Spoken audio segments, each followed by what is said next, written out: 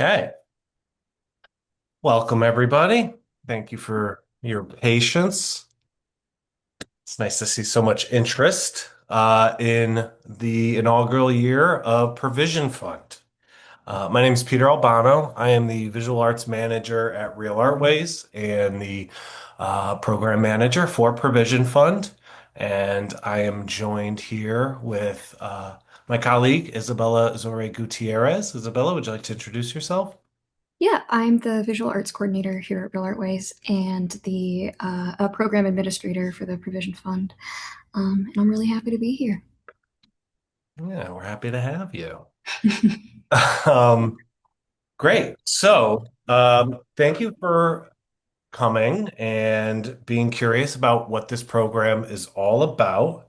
Without further ado, we've got a little slide deck. We're gonna share my screen. Excellent. All right.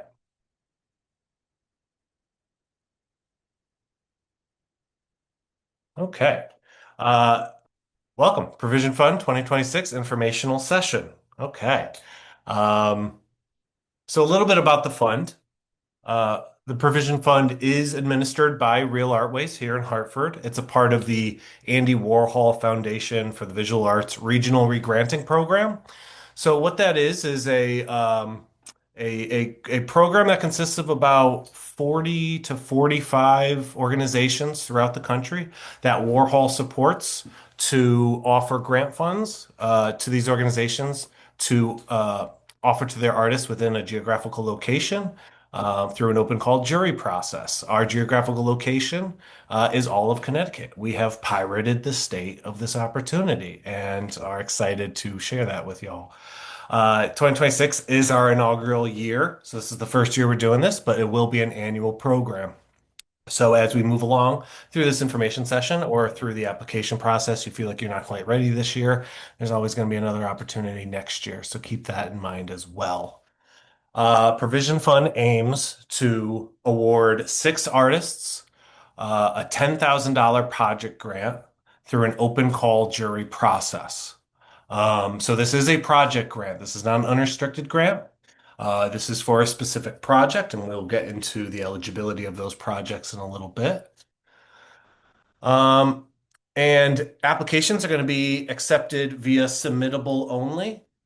So there's a link to Submittable on our website. If you're not familiar with Submittable, it's a great resource to see what kind of opportunities are out there through open calls or grant processes. And Submittable is open not only nationally but internationally. So it's a great tool. So if you're unfamiliar with it, this is a great time to get familiar with it.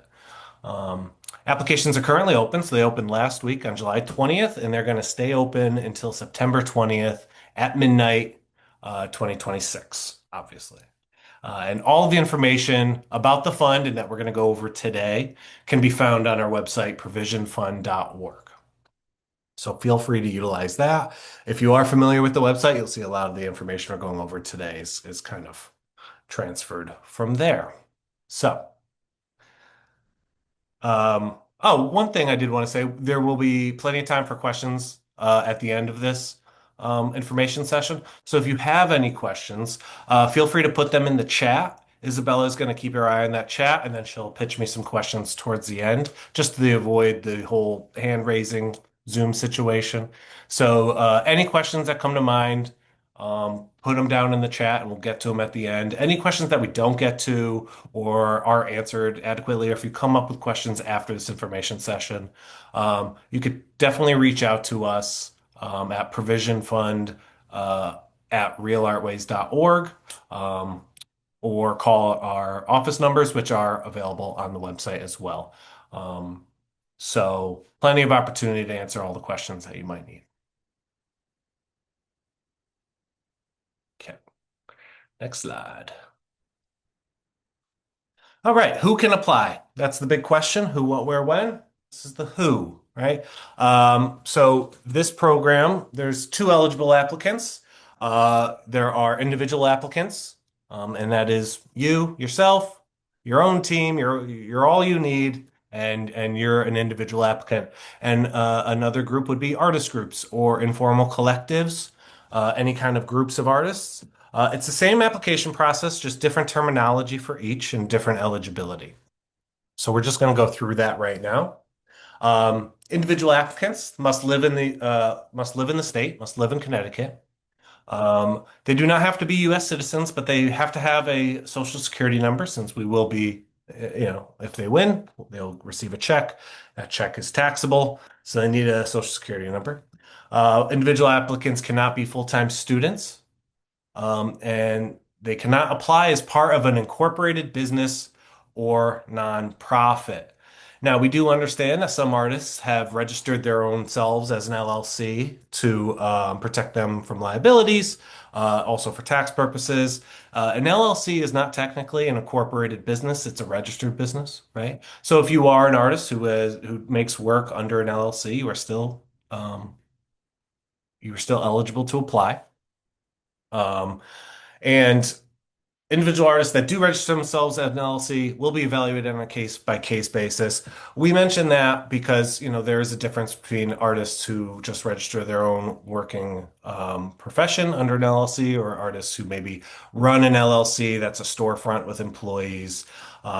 This fund and the grants awarded are meant to go to kind of artists and their practices and not so much businesses.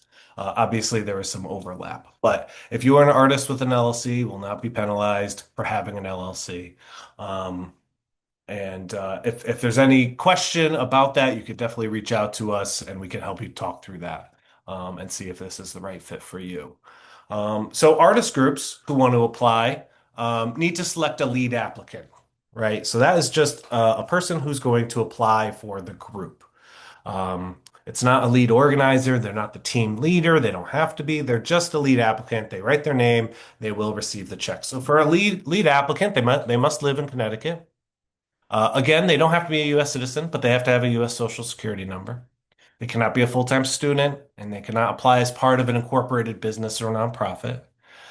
They submit applications on behalf of the team and collective, and they receive the grant funds on behalf of the team or collected if awarded, right? Um, so that's something to keep in mind as well while selecting a lead applicant for your potential artist group or collective. Now, if you are part of an artist group or collective and you are not the lead applicant, that makes you technically a collaborator, right? Um, Although you can call yourself whatever you would like. But in the purpose of this slide, we're calling you a collaborator. You do not have to live in Connecticut, so collaborators can be from outside of the state. Um, they also do not need to be U.S. citizens, nor do they need to have a social security number. They do not submit the application, but their contributions to the project should be detailed within the project narrative, which is a part of the application we're going to get to in a little bit. And also part of the application is providing a resume or CV. So a collaborator may need to supply a resume to show a working history of their creative craft. But we're going to cover that as we move to the application section. So this fund is for individuals and artists, and also artist groups and collectives. All right. Project eligibility. Um, this program is meant to fund innovative projects with a public-facing component. Um, you may ask, what is a public-facing component? The public-facing component is a part of your project that is an offering to the public in some way. This grant is not meant to fund projects that stay hidden in your studio and for your own keep, right? We want these to be offered, have a communal component to it. So whether that culminates in an exhibition or a workshop or a publication, there needs to be some sort of public-facing component to the project. And we understand that this aspect of your project may take shape in a number of different ways, and we are happy about that. We're open to and excited for new ideas of how your project will engage the public. And so any sort of creative way that you can get the public involved is a definite leg up in this in this application process. Do note that funded projects will not take place at Real Artways. We just want to make that clear that this isn't a open call to show at Real Artways. Um, Projects must be rooted in the visual arts. Um, they may involve other disciplines, but visual art must be the driving force. And like with most applications, it's kind of up to you to dictate what that is and prove to us what rooted in the visual arts are.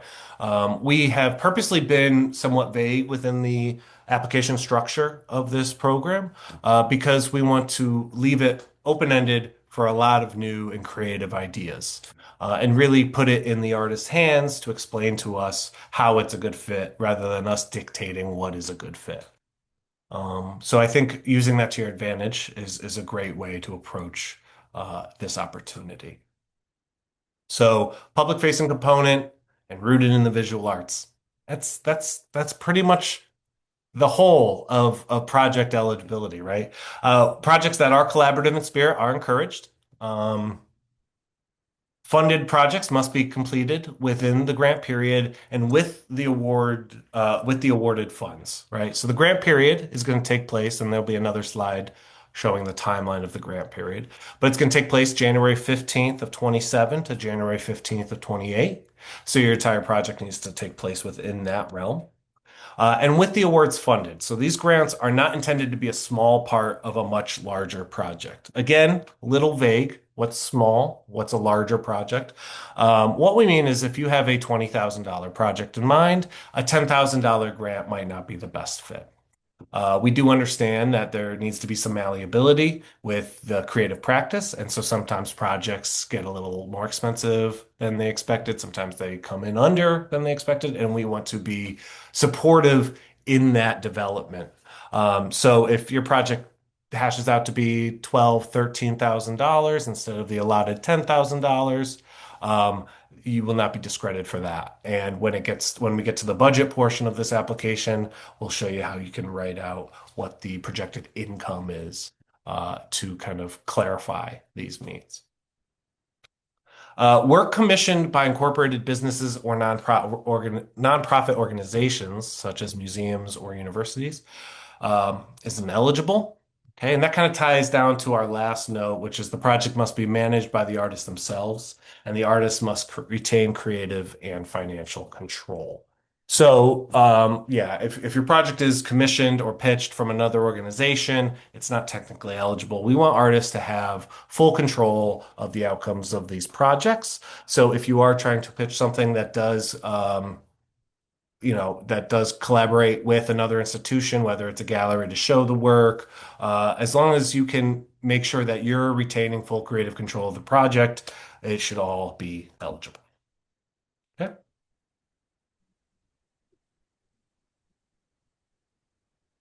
Project examples. Now, as I did say, this is our inaugural year. So we don't have examples for you, but luckily the regional regranting program has been long enough that there are a myriad of examples of similar projects that have been funded. Isabella has skewered a lot of them and has shown a couple here, so I'll let her take it from here. Yeah, thanks, Pete. So for more broad sort of topical examples, past funded projects have included things like publications, so that involves like zines or newsletters or otherwise published materials, things like living room galleries, online or web hosted projects, garage performance spaces, experimental film screenings, things like community gardens, and projects that deal with archival works. In addition to, there's been quite a few projects that have had some sort of like a workshop component to them as well. And so there's a lot of different directions that someone can take their idea in. And as Pete mentioned, this is our first year, so we don't have any of our own funded projects to show you yet. But I've pulled a couple examples from recent years from other partnering organizations. And so the first one I wanted to mention is by an artist called Kaino Gruspe out of a program called Ho'oakea Source out of Honolulu. His project was called Welcome to Here, and it was a short film and a publicly displayed sculpture series made from things like discarded rocks, building materials, and plant matter that topically were meant to explore the impact of privatized properties on Hawaii's ecosystem and Native people. The second project I chose is one that's currently ongoing, put forth by an artist called Jason J. Snell out of Iowa City from the Big Field Fund. It's called Atom in Wonderland, and it's a project that aims to archive and preserve some of Eastern Iowa's little known rave culture. And that's going to culminate in both a public exhibit and an online archive. And finally, I chose to also include Taylor Shepard's recently funded project called Tetherbread out of the Kindling Fund in Portland, Maine. And Tetherbread is a community art project and mobile pretzel cart that features rotating one-page zines that are submitted by the public alongside things like free collage kits. And in addition to the mobile physical site, it also there's a companion website that hosts open calls and event listings, in addition to being a place for longer form content. Great. Thank you, Isabella. Mm-hmm. So as you can see, opportunities for projects really run the gamut here. And we're really excited to see the breadth of ideas that come in. As I did mention, this is an open call jury process, so selection will take place by a jury that we've selected. I'm really excited about the jury we have on this year. Um, so this is an opportunity to talk about the jury and what they're going to be jurying on. What's their selection criteria while picking grantees? Again, I'll have Isabella take it from here. Yeah. So there's a couple things that the jurors are considering, things like artistic excellence and clarity of your vision, in addition to feasibility. And so that's when things like the budget and the timeline will come into play to determine how possible a project is. They're also going to be looking for the quality of the public facing component, in addition to thoughtful engagement with the community, site, or context in which the project is being held. We have three really fantastic jurors this year. Saya Woolfolk is a multimedia artist who has a pretty long history of involvement here at Real Artways. She was a juror for the 2018 iteration of our Real Art Awards, in addition to being a very accomplished artist. She's shown last year at the Museum of Arts and Design, and a lot of her works are in collections such as in the Whitney Museum of American Art and the Studio Museum in Harlem. Seth Rodney is a really fantastic freelance arts and culture writer and curator.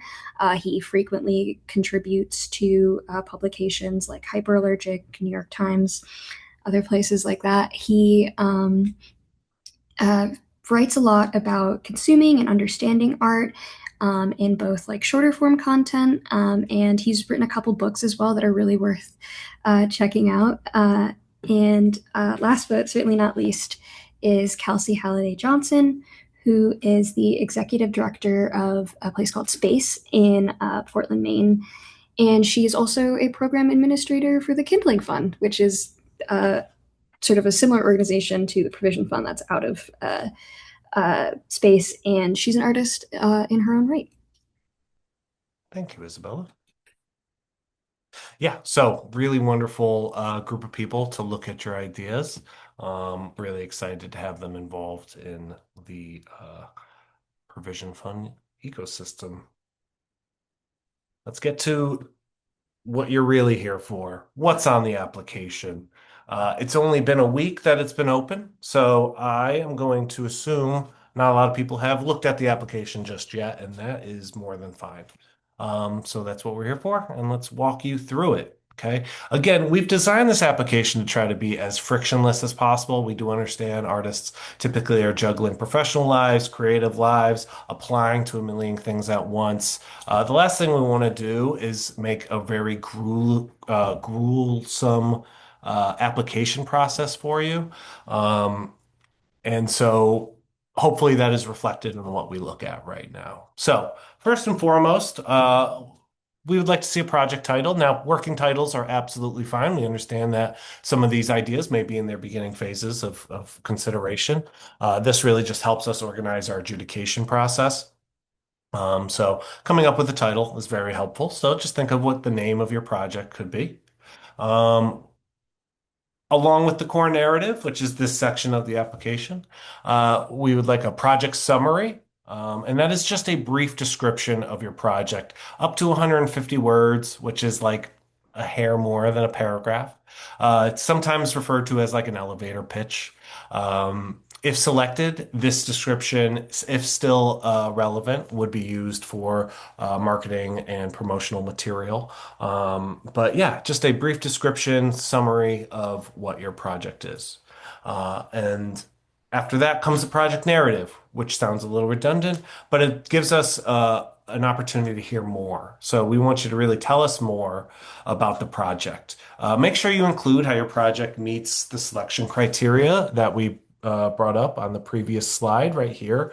Artistic excellence, clarity of vision, feasibility, quality of public-facing component, and thoughtful engagement with community or site. These are the things that the juror is going to be considering. But in no way make your whole narrative a description of how it fits these things. We want to know about your project. How are you going to pull it off? What is it? Why are you doing it? You have about a page, which comes out to be roughly 500 words if you tend to use them all. Um, and hopefully between those three things, we have a well-rounded idea of your project, at least in word form. Next, we ask a little bit about logistics, okay? And Isabella mentioned a timeline and a budget before. Artists, fear not, the budget is not grueling, I promise you, nor is the timeline. We just want to know, what are your project's key milestones and when will they take place? As I mentioned before, projects must be completed within 12 months of January 15th, 2027. Now, submitting this timeline, it's not in a narrative format, so you don't have to write, paragraphs upon paragraphs of how you're going to complete this project. You can upload this timeline as an Excel sheet. You can also upload it as a PDF in whatever format you would like, or you could utilize our budget template, our timeline template, which is available on the Provision Fund website. And we're going to look over these templates on the next slide. So you have many different ways to tell us of how this project, what the timeline of this project is going to pan out to. We would like to know a little bit about location of the public-facing component, or where the project's going to be happening. That is only up to 250 words if needed that much. Where will the public interact with your project? Describe that process. If a location isn't confirmed, just describe the type of space, right? For example, we have vacant lot, library, it could be a digital platform. And what's your plan to secure this location or space or digital realm? Um, and lastly, the budget. Again, like I said, this budget's fairly simple. We just want to know, we just want you to provide a projected table of expenses and income. All right.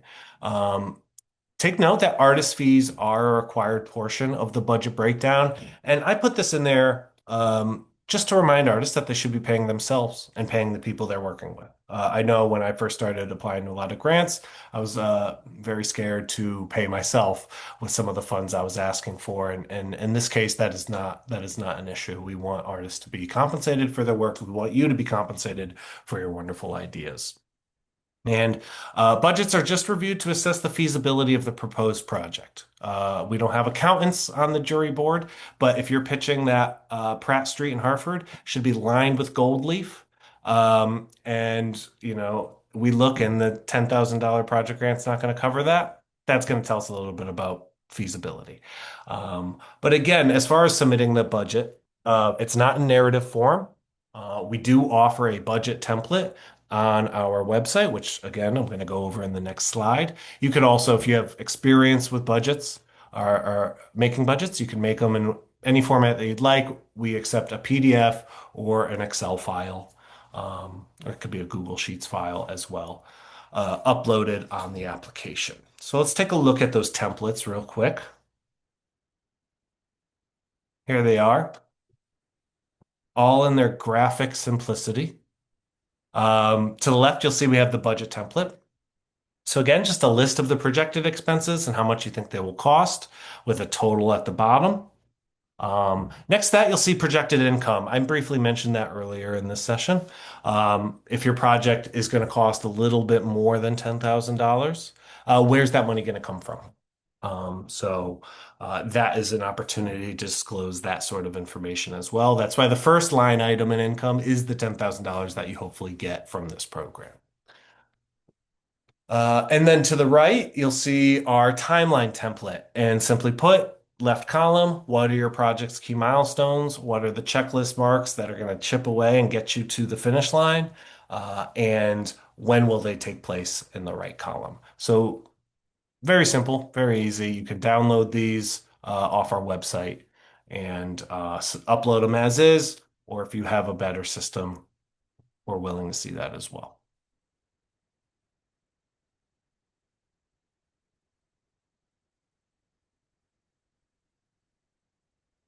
Oh, did I go too far? No. Okay. Um, Excellent. So next up, work samples is a part of this application process. Visual reference materials, one may call them.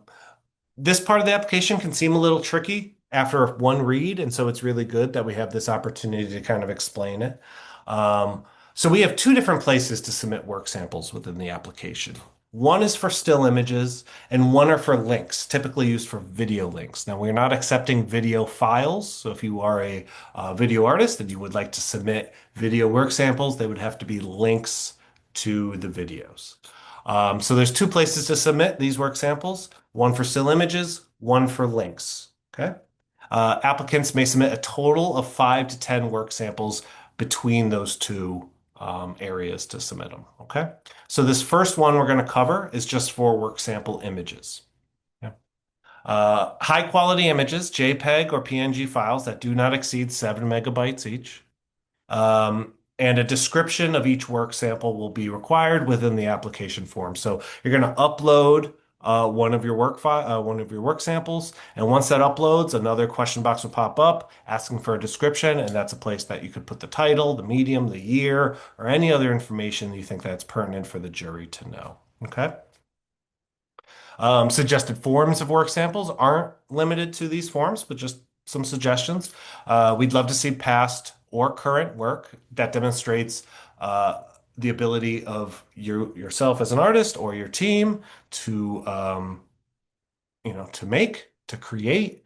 We can also accept conceptual drawings or mock-ups of the proposed works, preliminary studies of the proposed projects, just whatever you think is the best way to tell the story of your project, to show that you can make it happen and to show that you have what it takes to make it happen well. Okay. Now you'll see at the bottom, there's an attention to artists submitting video links, okay, and other links. This is to assist us with the jurying process. So even though there's another section to submit the links, which we're going to get into in a moment, we still ask that for every link you're submitting, you upload a screenshot or still image of that sample, of that video sample, within this section of the application. And the basis of that is just to help, again, with the adjudication process. But as we're going through applications, it's better to see work. Jurors will look at your application more than once. So by the second or third pass, it's better to see the work and say, oh, that's right, I remember that application, as opposed to just a hyperlink and a long, like, hyperlink line. So having a screenshot or still image that's associated to these links will really help in that application and help with your chances of being approved for an additional round of jury. So again, there is one spot for still images, which we've just covered, which is fairly simple and up to par with a lot of other applications. And another spot for links, which we're going to get into right now. Okay. Um, this is for a work sample for links. often used for video links. Again, we are not accepting video files, so if you would like to submit video work samples, they will have to be in the form of links.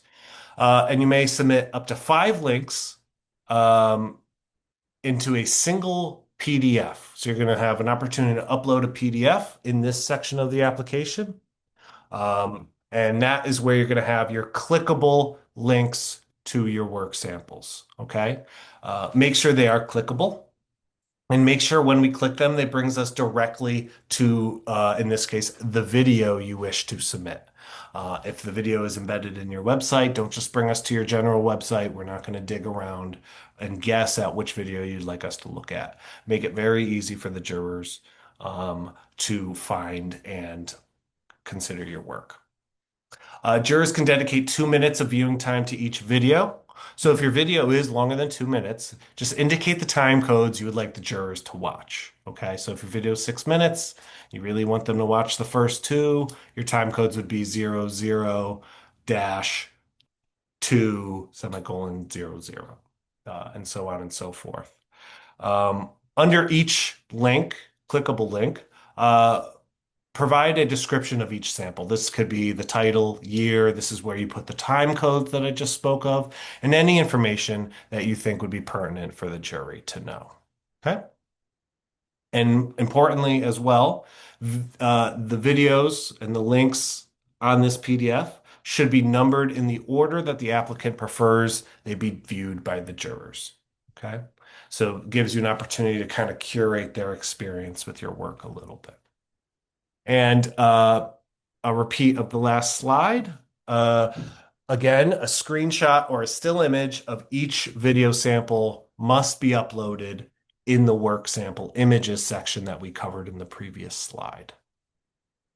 So that is how we're going to see your wonderful work and get a better idea of your project. Okay. Applicant information. We want to know who's applying, right? Tell us about yourself and or your team, up to 300 words. And within that, tell us why this project matters to you.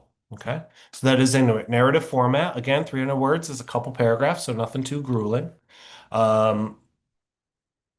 In addition to this, a CV or resume. Now, we understand if you are applying as a collective or a group, especially one who is just starting their working history now, you might not have a collective CV, and that is okay. If you are applying as a group, just combine each member's individual CV that's relevant into a single PDF file. You'll see that throughout the application. Most things are a single PDF file. So, it just makes the adjudication process a little easier and keeps everything kind of tidier on our end, especially if we're looking at groups applying who have, upwards of 5 to 10 members. That just makes everything a little tighter.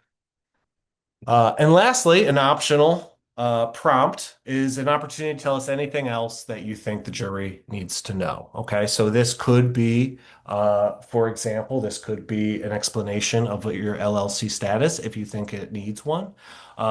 This could be anything that wasn't covered within the budget, or maybe something that you didn't have enough spacing to consider within your project description.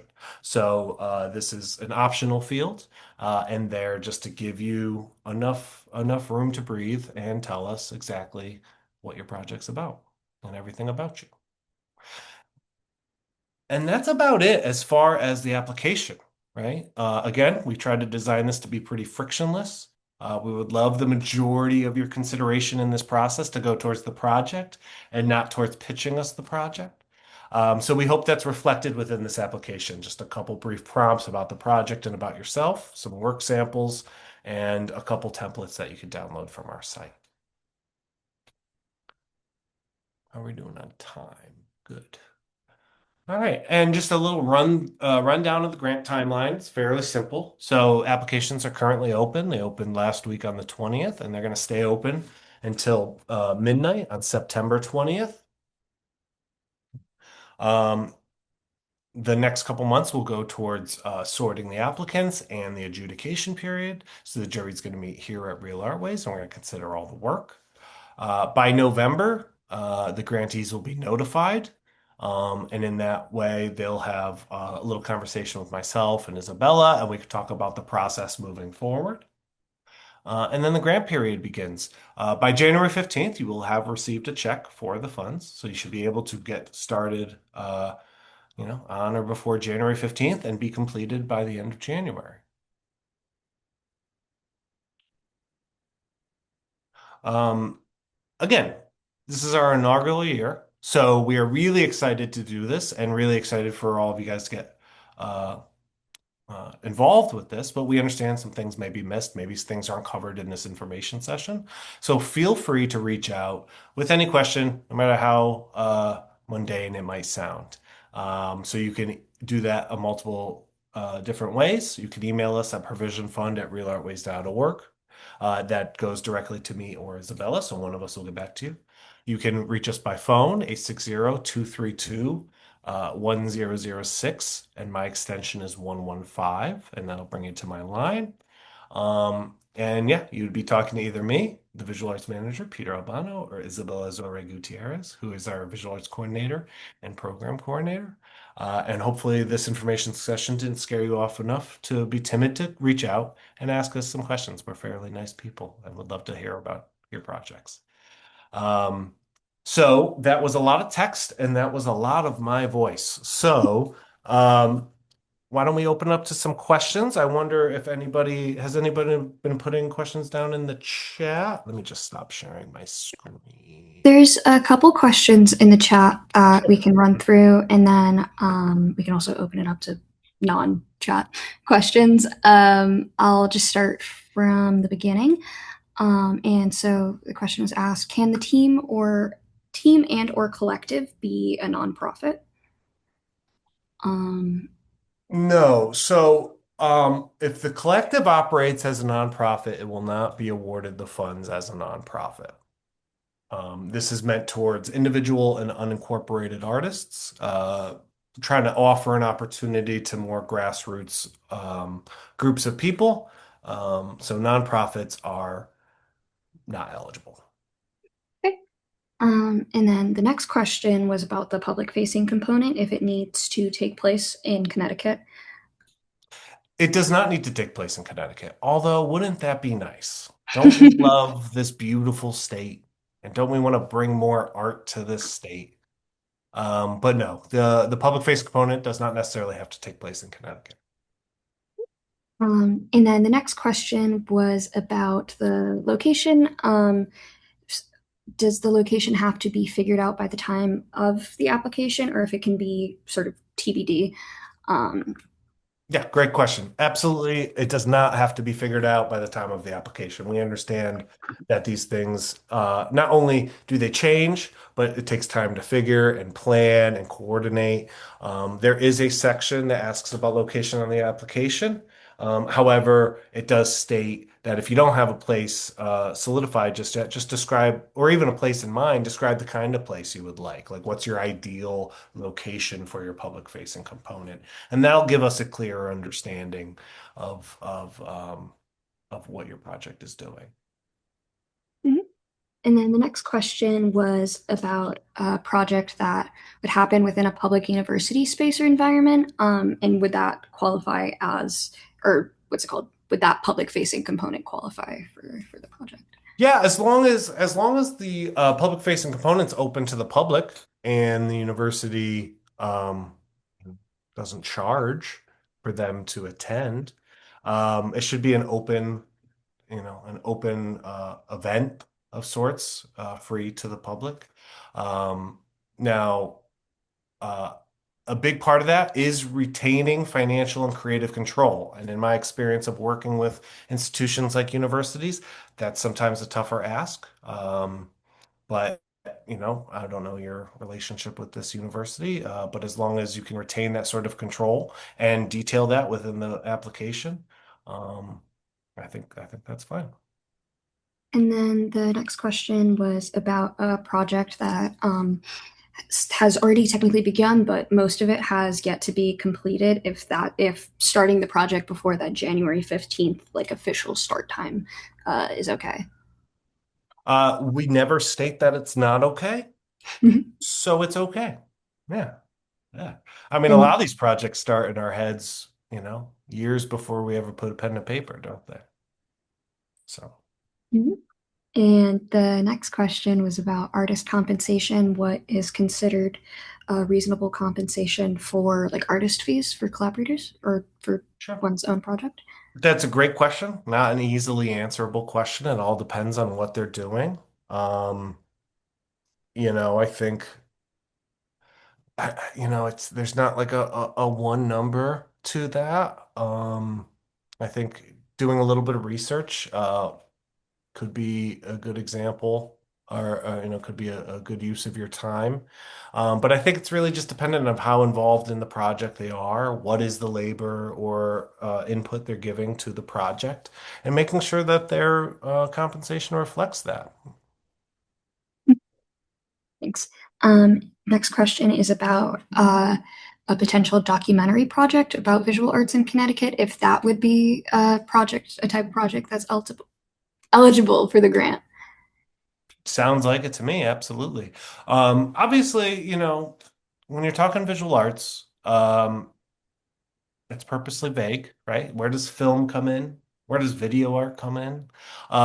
We've left this vague. We would love, you know, if you're unfamiliar with the program we do here at Real Artways, we're very open-minded, and we want that to be reflected in this application. So, if you think there may be some confusion of how a project is rooted in the visual arts, make sure you allot some space within the description to address that. I think a documentary project about visual arts in Connecticut absolutely is rooted in the visual arts, because of its subject matter. But that doesn't discount other documentary projects that might not be about visual art. It's really kind of up to you to convince us that it is.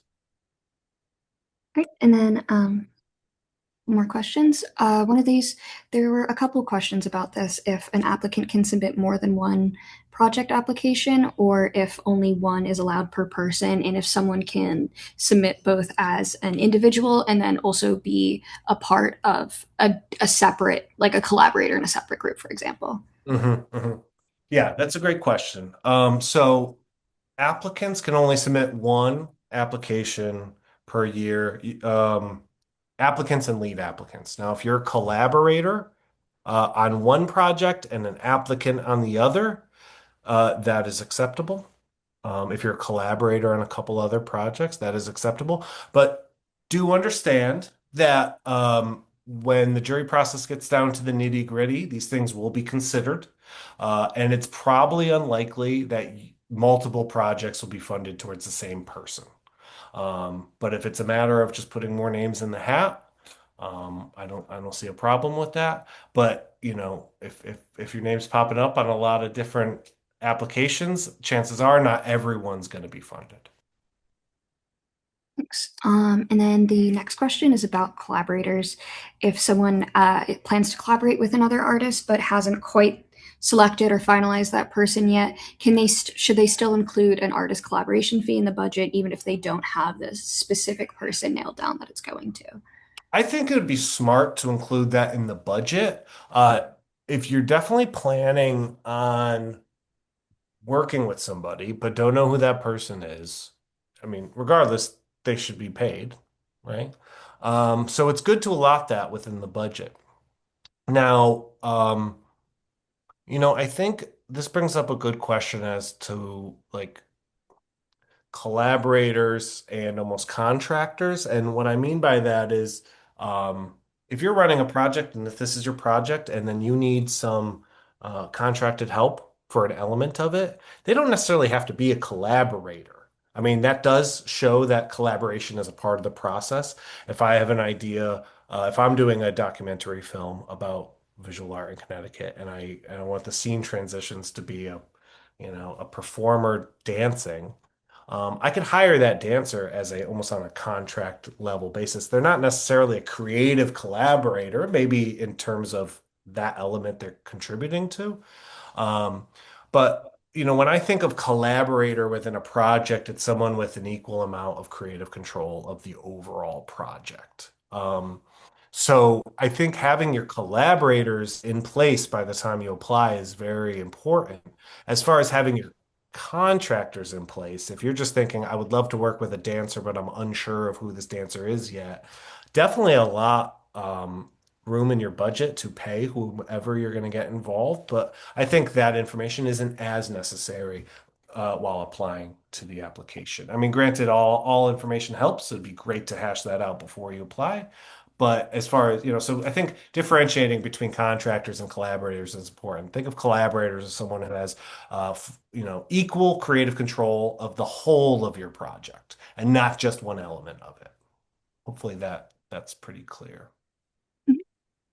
And then there were a couple questions about this as well. If projects presented in sort of like a traditional gallery or exhibition type setting are eligible, or if the grant prioritizes or requires sort of other types of public presentations. It doesn't necessarily prioritize other sorts of locations. Projects can uh, happen within a gallery or public space like that. Now, we do mention, innovative projects, and we are excited to see new ways to introduce work to the public. And so, if there's a real amount of excitement around the innovativeness of one person's aim to present this work to the public, that might weigh on the juries more than your typical exhibition show. But in no way is an exhibition show discounted for leaning on traditional approaches. Thanks.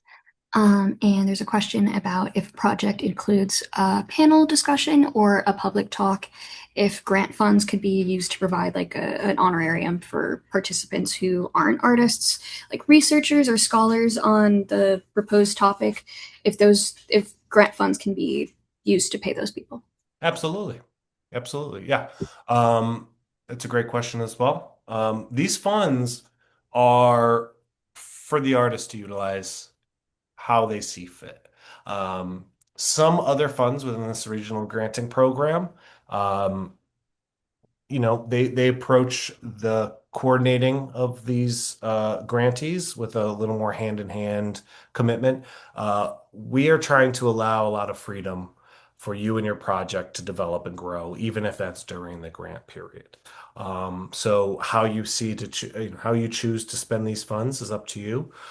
Reporting, as far as for the grantees, reporting is going to be fairly minimal. And check-ins will be required throughout the grant program, but nothing grueling, and it's not a test. We're not saying, "Hey, you said you'd spend $15 on this, and we don't see it anywhere." It's nothing of that extent. It's mostly to help promote and market these events for you guys, and also to help us with our reporting requirements on the back end to the Andy Warhol Foundation. This question might have just answered this, but someone asked if Not what's required after the grant is awarded and the money is spent, and so like what the reporting process would look like for that. And it's yeah. Yeah, no, that's a great question, and I'll reiterate. Yeah, right now, the reporting requirements aren't yet solidified on our end, but we do know we want them to be somewhat minimal. Again, those reporting requirements are really going to be used from our marketing and promotional material to help promote your project throughout our community. Also to help us on the back end of our reporting for Warhol. So there will be some, check-ins. Hey, how's it going? And maybe that'll be a good time to kind of talk with us about some issues you might be having. Maybe we can help come up with a solution together, or maybe you do it on your own. But there's not a lot of hand holding in this program, and there's not a lot of, shaking rulers at you.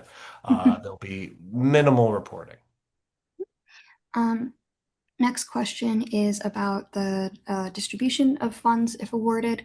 So would all of those funds be issued at the same time, or is there like an incremental process to that?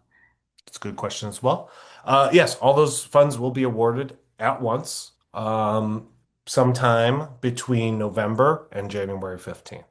So it's not incremental. Now, this kind of lends itself to the reporting question here as well. These funds are taxable, so that is something to consider Mhm. while you're putting your budget together. Now, if you end up spending a lot of this money on the project itself, a lot of those taxable items are written off. But that is something to consider while you're um, choosing a lead applicant within your artist group, right? That's also something to consider while you're saving receipts. That these funds are, will be reported to the IRS. So, doing things on your end that protect you come April would be very, very smart. And next question is also about the public facing component. If the envisioned space is owned by a nonprofit or museum or sort of incorporated business, if that's still eligible. Yeah, that is eligible. Again, I think um, that might warrant a little explanation of how you're going to retain creative control of the overall project, right? That is kind of a mainstay of this program. We really want artists to see their own vision through without it being diluted from institutional input. Um, However, we do understand, especially in this state, venues are not, you know, we're not rich with venues, so sometimes an appropriate venue would be a nonprofit, as or something similar to that. So, I think as long as you are confident that you can remain in creative and financial control of your project, then I don't see that as a problem. Thank you. And then the next question, and I'm trying not to restate the same question multiple times. So if you feel like your question wasn't answered, that might be why. Will there be people on the team at Real Art Way who can review applications before they're submitted for legibility and suitability? Yes, we are available to look over an application that you might have a question for. Now, we can't guarantee we're going to do that to every application that is in the edited phase on Submittable's end. But again, I would highly suggest reaching out. To either myself or Isabella, if you have a question about the application or how something is phrased within the application, that would probably be best to be warranted with a phone call or a conversation as opposed to a series of emails or messages from the myriad of platforms that we receive messages on. So, feel free to reach out and ask your question. Again, we're not going to be able to review in-process applications for everybody. So that's not going to be a part of our process. But if something does jump out to you and you want to discuss it with us, we're more than happy to have that conversation. All right. And the next question is about how involved would so the Provision Fund and Real Art Waste team be with the logistical aspects like marketing, selection of a space, or if that falls pretty much entirely on the individual or team collective? Yeah, so as I stated before, there's not a lot of hand-holding that's going to happen in this program. You give us an idea, we're going to give you money to proceed that idea. We're going to see how it shakes out. So as far as institutional support, myself and Isabella will be available to talk. I love talking with creative people, working on projects with people. So, I'm more than happy to have a conversation with you to kind of hash some things out that's on your end. But we are not decision makers, nor are we part of coordinating of your projects. So as far as marketing material, that falls on the grantee. As far as promotional elements, that falls on the grantee. Budgeting, finding resources, that all falls on the grantee. Um, Now, as far as like sending promotional material throughout our community, that's something we're very happy and excited to do. But we're not going to be designing this material for y'all. If you have material and if it fits within our standards of promotion, we were more than happy to put it through our online community. And then the next question is, I guess, about the annual aspect of our project. Mhm. If we've secured a two-year grant for this, and because someone is thinking about applying next year. Uh, can you repeat the question again? Yeah. There was someone who asked if our uh, basically if we're doing this project next year.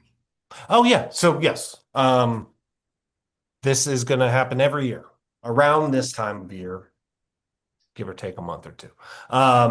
So yeah, if you feel like this isn't the right year to pitch the idea, or maybe it doesn't work out for you this year, there's always next year to apply, and we encourage you to apply. Hmm. And then we have our last chat question. We have a couple hands raised. Once a completed project is exhibited for free to the public at a premiere showcase, like a documentary or a video exhibition, for example, will the creator of the project, so the individual or the team, have ownership of the project and have the ability to make profit off of it if they can? Absolutely. And that is a great question that I kind of want to double back because I may have misspoke a hair about the public component of these projects. Originally, when stated was, can these public facing components happen at universities, right? Um, we want to make sure that the artist has creative and financial control. These projects don't necessarily have to be free to the public. If you are doing a performance and you want to charge people to come see that performance, that is acceptable. We want that charge to go to the artists and the creative people who put this project together, not the university, right? Or not the nonprofit. Okay. So I apologize. I may have misspoke about these programs need to be free. And again, as I mentioned with the budget template, um, if this project's going to cost you $12,000 and you're hoping to the make up the 2K with, admission sales, that's part of your income part of that template. So it's a little conflated. Just think of it this way. We want this to help artists, right? We want this to help people who don't typically have funding opportunities, right? Nonprofits have funding opportunities left and right. Universities have funding opportunities left and right. Artists don't, right? So if you want to charge people for your public facing component, um, that is acceptable, right? We want to make sure that money goes to you though, and not to a organization or institution that has plenty of opportunity for funding.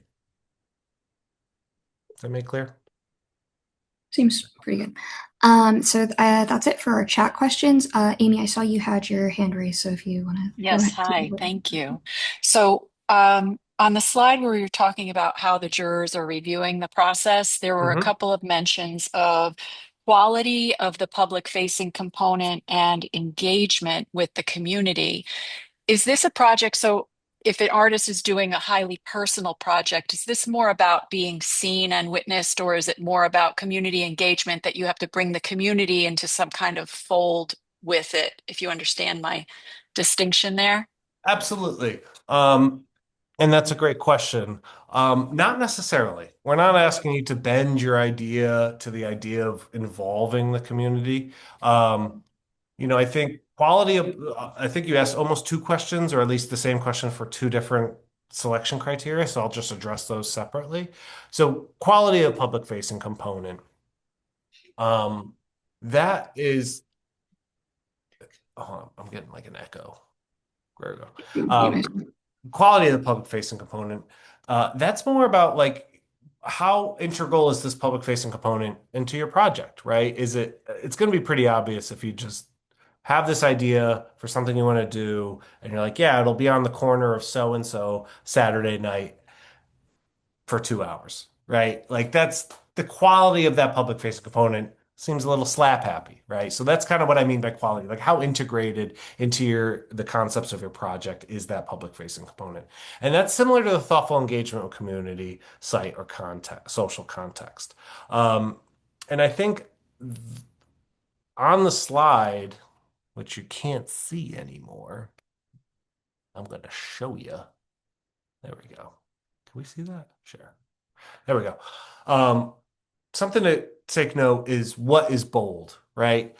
What's bold on thoughtful engagement with community site or social context is the thoughtful engagement. It's thoughtful, right? What's the thought behind your project? I think that most powerful works do consider things like community site or a social context. We're all making work within this time. We're all part of a society. It's not absolutely necessary. Um, However, it's that idea of the thought behind it. So no, it doesn't necessarily have to like bring the public into the fold. You don't have to take your highly personal thing, um, and force others to like, consider it with you. Um, but just as long as, within your descriptions of the project, you're showing how much thought you're putting into it. I think that's the best way I could put it. Seems pretty Uh, good. was there one other hand up or did we lose them? I Unfortunately. think we might have lost them. So that is it for our chat questions and the hands that I can see raised. Does anybody else have any other questions that they'd like to pose now? Oh, it was Maria Louise. Hi, I have a question Hey. about the public facing component and being paid for it, but it wasn't about being paid by the public. It was being paid by the space. If they want to pay the artist or artists, would that be would that be okay if they paid the space, not the public? But I kind of assumed that that was a yes, so I put my hand down. But I think if artists are getting paid, everyone's doing a good job. That's how I would answer that question, right? all right. Whether it's, I mean, I think how it was brought up before with the documentary film screening, there's a lot of work into that. An admission fee isn't necessarily out of the norm of what you expect. Um, we want your practices to be sustainable. We want you to benefit from them, and we don't want to be the sole person giving you the benefits, right? So, yeah, if an artist is getting paid, I think Excellent. I think that's the way it should be. Thank you guys so much. Yeah, thank you. Is anybody else wave a hand? There was someone that asked if you could pull up the juror slide one more time, Pete. Oh, sure.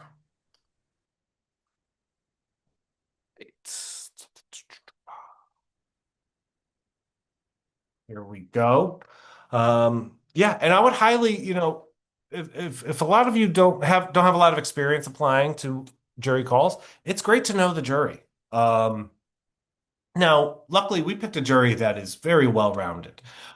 So there is there's something for everybody here, but sometimes I'm a visual artist as well, and I'll apply to like a jury call that's like one juror. I'll look into them, and sometimes my stuff and their stuff, it doesn't jive, and I can save that $35 admission fee and the time by knowing that. Now, what I didn't mention, most importantly, is that there's no fee for this fund. So that's a non-factor. But these jurors have a whole lot of working experience. You can find out a lot about what interests them, and you can see just how good of a fit your project is. But like I said, this pool really runs the gamut. Kelsey Halliday runs the Kindling Fund, which is Space's regional granting program out of Portland. And Seth Rodney, arts writer, curator, just an all-around thinker, an interest in all things creation. And Saya Wolfuk has just a real killer portfolio of work. I highly suggest looking into what she makes only because it is so fascinating. Um, and these are really great people to have eyes on your work, whether or not, uh, awards come. Good projects stand out to jurors like this. And it looks like we have one more chat question. Okay. If awarded money, how much time do you have to complete? If it's uh if it's one whole year or Yeah, so projects should be finished within the what are you guys looking at my face? Yes. Okay. I thought I was still on the slide. You have 1 year to complete the project. So that grant period, that cycle starts January 15th, 27, and you have till January 15th, 28 to complete your project. Now, again, as I said, some things go awry. Projects need to be valuable. Um, if you are awarded these funds and something is happening in November that's really pushing you back, um, reach out and we could talk about it and maybe come up with a solution together. But keep that in mind while you're designing your timeline. If you're planning on your public facing component to be on January 14th, 2028. That's going to play into the jurors' consideration of how feasible your project is, right? Mhm. And then do you mind just and someone asked if that timeline includes the exhibition date, and I think you just said that, but Oh, sure. If the timeline needs to include the exhibition date, yeah. um, I mean, it should, but as far as the timeline goes, like specifics, you could round it out to early month, late month, right? Early May, late May. You don't have to tell us the exhibition will be on June 22nd at 5 p.m. I mean, if you are certain and confident in that, feel free. But again, we understand the organic nature of these processes, and we don't want you guys sweating over not coming up with the perfect date for something that hasn't been funded yet, and that's a year out. So thinking generally, and that'll help you really understand the feasibility of your own project and just how to pursue it if awarded these funds. All right, it looks like that's our last question, if nobody has any else. All right. Um, Well, that's great. I want to thank you all for having the interest and putting up with my first information session. So I'm going to remember all of you very in depth. And utilize us. If you have any questions, reach out. We'll get back to it. If you don't get a hold of us right away, we'll get back to you as soon as we can. And I'd love to hear these ideas. I'm really excited to see what everyone comes up with, and Mhm. to talk about that with these wonderful jurors. Yeah, we had one more. So, Oh, sorry. oh yeah, if we have another question, I could take it. We had one more quick question Sure. about if someone finishes early, like they give a example date of May 2027, if that's okay, or if it has to be that full year timeline. Oh, no, no, it doesn't have to be a whole year project. All right. It could happen. It has happened within the year, but it can happen on your time. Mhm. It looks like that's about it. Okay. Yeah, feel free to reach out to me or Pete or the Provision Fund email about if any other questions come up. But yeah, I'm looking forward to seeing all of these. All right. And Isabella, thank you for running the chat and helping me with this. Thank you too, Pete. All right. Have a nice evening, everybody. You too.